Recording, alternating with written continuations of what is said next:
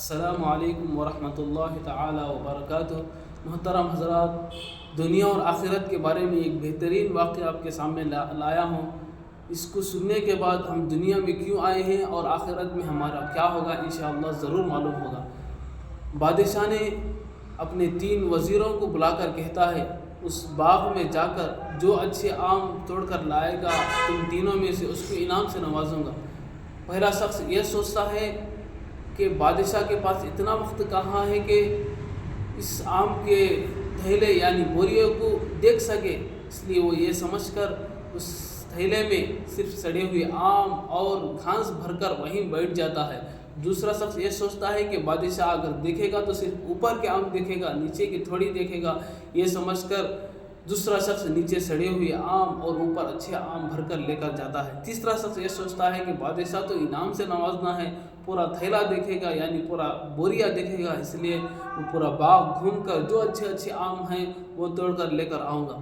تو دوسرے دن بادشاہ کے پاس تینوں حاضر ہوتے ہیں۔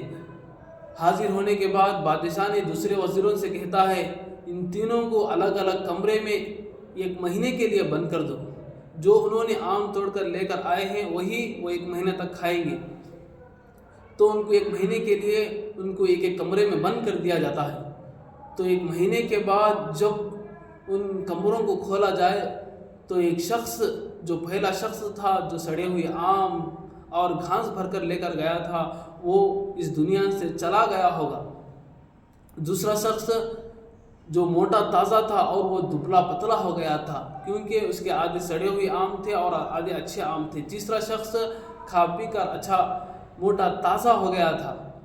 اس واقعے سے ہم سب کو یہ سبق ملتا ہے کہ اللہ تعالیٰ نے بھی ہمیں دنیا میں ایک تھیلا دے کر بھیجا ہے۔